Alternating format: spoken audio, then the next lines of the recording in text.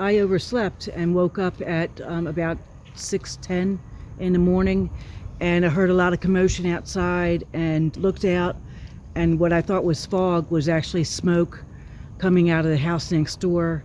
There was people in the street screaming, and my neighbor came through the second story window and landed on the awning, and I guess he went down onto the porch. After that happened, I was looking out my window and I had flames coming at my face. So at that point, I kind of grabbed my clothes, had my shoes, my socks in my hands.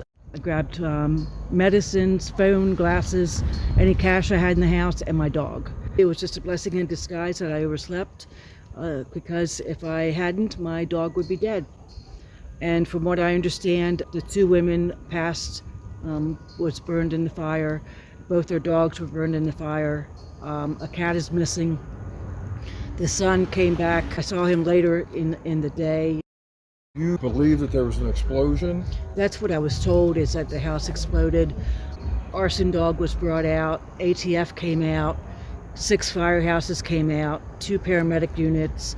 They set up on my lawn with a table and brought some kind of apparatus out and were inspecting it for, I guess, defectiveness, or, it had a cord. Don't know what really happened. Mm-hmm. But that's what I was told later on, is that the house had exploded. I didn't hear it, but I had to take my dog away. She's afraid of men, and with all the firemen and the police and everything. And I was really, really lucky. As soon as I saw the fire, I ran downstairs and I cracked my front door, and I heard pounding. I didn't know if it was on my door, but I just yelled, I'm coming, ran back upstairs and grabbed everything. And next thing I know, I had 2 police officers coming in. Who's in here? Please call out. And God bless them. And God bless them. And they were Yes, the reason actually my dog would move, because she was like, you're just moving way too fast. And she's elderly and handicapped, and so she doesn't move very quickly. And so when I think she sensed the urgency, and it scared her. Mm-hmm. But when she heard the police officers coming in, she was like on alert. Hey, who's in my house? And she went to investigate, but they were coming up the stairs. And I told them, she's afraid of men. Can you please back down? So what they did was they backed down. They kept the flashlights on the stairs so we could see, and they spoke softly to her to coax her down the stairs. Yes, I'm really grateful to District 12 police officers, and to all 6 firehouses.